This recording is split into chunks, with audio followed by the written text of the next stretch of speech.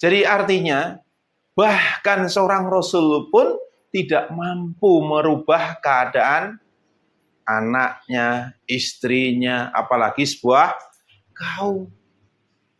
Maka dakwah di sini, dakwah itu apakah kita memaksa mereka agar mereka selamat, atau kita hanya tugasnya menyampaikan? Tugas kita hanya menyampaikan. Nggak ada selain itu. Kalaupun ada kalimat-kalimat sesat, kafir, musyrik, munafik, itu kalimat yang kita untuk mengetahui kalau kita menentang ayat-ayat Allah, kita kafir. Kalau kita condong kepada dunia, kita namanya musyrik. Jadi kalimat-kalimat Allah yang menerangkan orang-orang seperti itu, jangan kita gunakan untuk melabeli orang-orang. Kecuali syariat Allah tegak di muka bumi. Itu beda. Kalau syariat Allah ditegak di muka bumi, nanti bisa dikelompokkan orang-orang kafir itu. Orang-orang yang menentang, orang-orang yang mengadakan perjanjian damai. Kalau sekarang, umat Islam sendiri juga banyak menentang Allah dan Rasulnya. Jadi intinya, hidayah itu di tangan Allah. Dialah yang menentukan seseorang berada di atas jalan yang lurus atau disesatkan. Nah, kita di sini kan bahas tentang, jadi batas kemampuan kita di sini hanya menguasai diri kita sendiri. Bagaimana kita beramal dengan amalan yang baik, atau kita beramal ngikutin hawa nafsu. Kalau kita beramal dengan amal perbuatan yang buruk, tidak mengikuti panduan Allah, ya, nggak mengikuti panduan Quran, atau dengan kata lain kita mengingkari ayat-ayat Allah, ini akan menjadikan apa? Kita akan merasa guncang jiwa kita. Karena apa? Setiap keburukan yang kita lakukan itu akan menjadikan jiwa kita guncang. Guncangnya jiwa itu seperti apa? Ada nggak gambaran yang tepat? Seperti air di atas daun lalas. Nggak punya pendirian, nggak punya keteguhan. Orang ngomong A, geser lagi, ngikutin orang ngomong A. Orang ngomong B, kita ngikutin lagi. Ntar kebanyakan orang, seandainya kita punya HP. Saudara ini yakin ya HP? Yakin. Kalau seandainya ada orang 1 juta orang ini ngomongin roti gimana? Apa saudara kan mengikuti? Oh iya roti gitu. Saudara mau menjual sapi, bawa ke pasar. Pedagang di pasar kompak semua. Yang kamu bawa itu kambing. Kira-kira gimana? Kalau saudara nggak punya pendirian, saudara iya ya, harga kambing itu segini. Akhirnya dijual dengan harga kambing. Sekalipun banyak orang ngomong, begini-begini, saudara tetap teguh dalam pendiriannya. Allah dan Rasulnya yang saya ikuti. Ya sekalipun banyakkan orang mengejar dunia, kita baca Quran isinya akhirat-akhirat. Gak ngaruh, saya pilih akhirat. Karena saya hidup karena Allah, saya mati pun kembali kepada, apa kita mati kembali kepada manusia? Kenapa yang ditakuti manusia? Jadi orang yang beramal buruk, yang tidak mentaati Allah dan Rasul itu cenderung tidak memiliki pendirian. Jiwanya goncang, resah, gelisah, mudah depresi, stres, dan sebagainya. Ya, inilah perbuatan-perbuatan dosa yang mengakibatkan hal itu, dan yang pada akhirnya akan menutup jalan hidayah. Kenapa seseorang berbuat dosa? Coba, dorongan manusia berbuat dosa itu karena apa? Cinta dunia. Saudara lebih mencintai dunia atau mencintai akhirat? Akhirat. Kalau saudara mencintai akhirat, saya yakin saudara akan menjauhkan diri dari perbuatan dosa. Karena saudara yakin betul kehidupan yang sesungguhnya adalah akhirat. dunia ini adalah penjara. Dunia ini adalah sementara.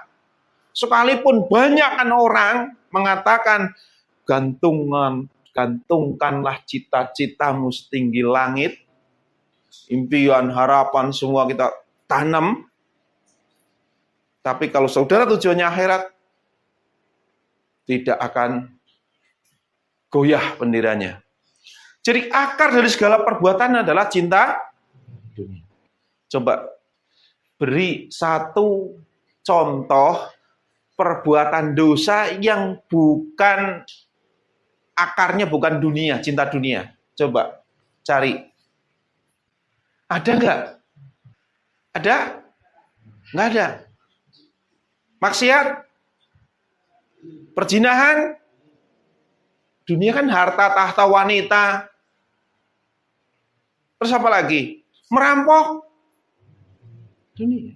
Terus apa? Ada nggak perbuatan dosa yang akarnya bukan cinta dunia? Nggak ada. Makanya orang semakin cinta terhadap dunia, semakin rentan untuk berbuat dosa. Orang yang tujuannya dunia, hidupnya tujuannya dunia, itu menghalalkan segala cara agar dia mendapatkan apa yang dia inginkan. Karena dia pikir hidup itu cuma sekali. Kalau saya nggak dapat dunia, ya saya rugi. Mati udah selesai. Nah, konflik itu di sisi orang yang mencinta dunia. Adanya konflik. Kalau orang tujuannya akhirat, akhlak yang dibangun. Nah, makanya antara cinta dunia dan cinta akhirat ini ibaratnya sebuah timbangan. Kalau saudara lebih cintanya terhadap akhirat 50%, maka dunianya pun 50%. Kalau akhiratnya 100%, dunianya 0. Itu namanya zuhud. Kalau saudara mencintai akhirat 70%, berarti dunianya 30%. Terus gimana Pak? Apa anak istri nggak boleh dicintai? Ntar saudara bertanya kayak gitu. Nah, ini yang tanya benar, yang mewakili. Cintai anak dan istrimu itu karena Allah. Karena ada hadisnya. Kalau kita sudah mencintai Allah, Allah menyuruh agar kita berbuat pada semuanya. Allah nyuruh kita untuk menjadi rahmat bagi semesta alam ini. Apalagi pada anak istri. Kita suruh berbuat baik pada mereka, mencintai mereka. Tapi kalau mereka mengingkari ayat-ayat Allah, ya sudah, itu sebagai pemutusnya. Jadi cinta karena Allah, itu pemutusnya ketika seseorang sudah mengingkari Allah, ya sudah selesai. Saya nggak mencintai kamu. Kenapa? Kamu sudah mengingkari Allah. Maka ibaratnya seperti timbangan ini. Jadi ketika saudara cintanya terhadap dunia itu semakin besar, maka keyakinan terhadap akhirat semakin kecil, terkikis, dan akhirnya saudara meragu-ragukan akhirat. Benar nggak ya akhirat? Benar ya? Nggak ya surga?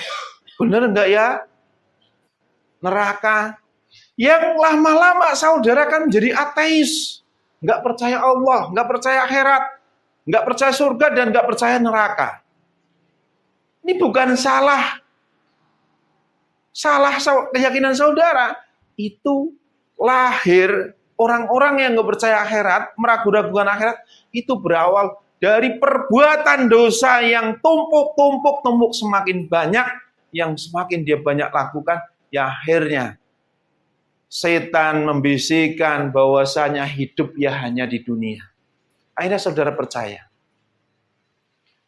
Jadi seseorang meragukan akhirat itu bukan karena apa-apa, tapi karena amal buruknya. Karena kecondongannya pada dunia yang akhirnya dia ragu-ragu terhadap. Kemarin baca artikel di Arab Saudi, 13% penduduknya sudah menjadi ateis. Gimana itu? Ya lihat aja sekarang kehidupan seorang itu seperti apa. Lebih condong pada dunia. Nah, maka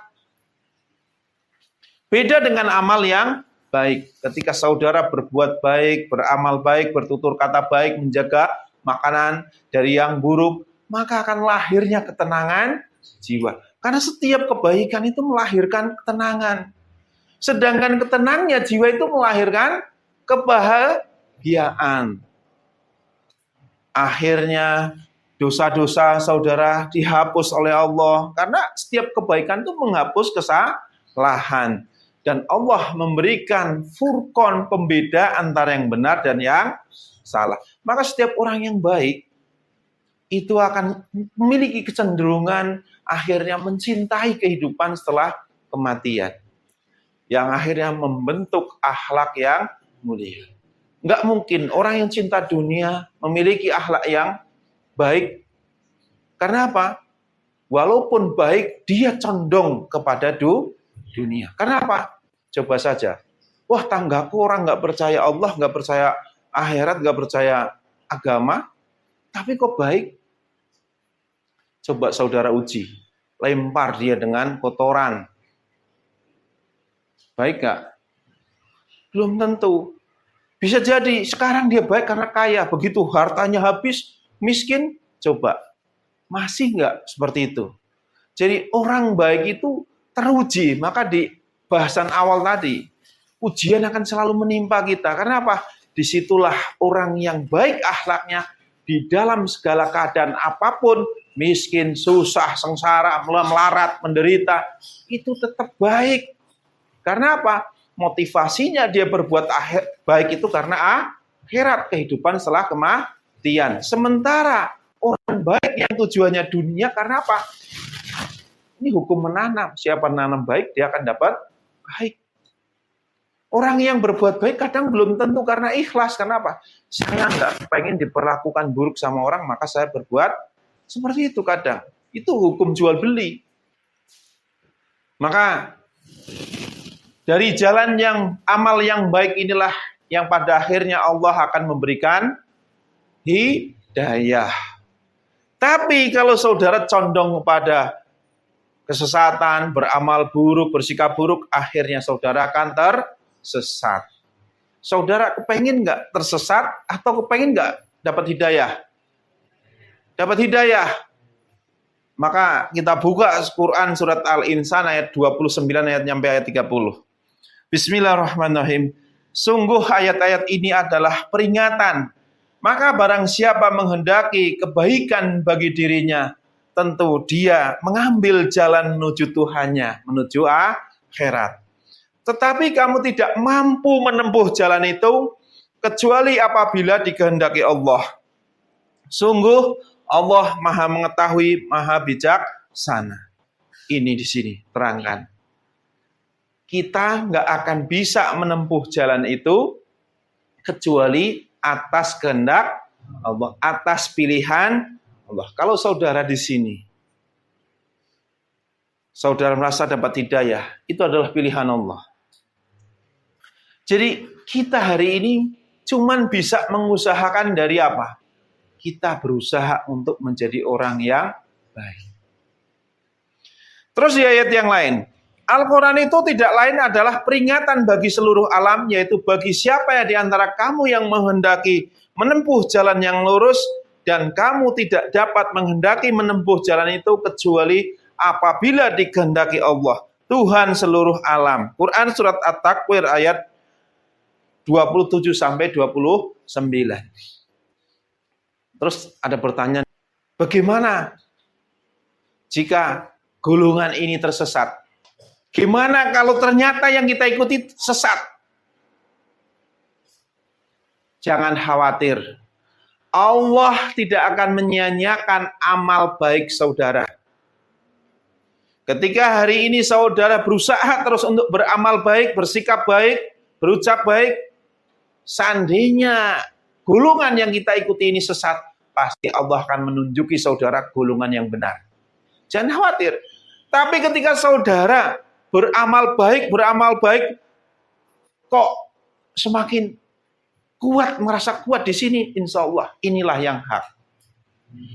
Tapi kalau saudara beramal buruk, bersikap buruk, kok saudara di sini makin goncang. Saudara cinta terhadap dunia semakin besar, makin besar. Kok di sini mudah tersinggung? Semakin goncang. Wah, ini nggak benar ini. Saya senang. Karena apa? Berarti insya Allah di sini benar. Jangan khawatir. Kebaikan yang saudara lakukan, Allah akan membalasnya. Jika hari ini di sini sesat, maka Allah akan menjauhkan saudara yang baik dengan kesesatan ini. Tapi kalau saudara beramal buruk masih condong pada dunia, kok jauh dari kajian di sini, saya juga senang. Karena apa? Berarti di sini benar. Karena apa? Allah tidak akan menyatukan orang-orang yang memiliki dua kecondongan, dunia dan akhirat.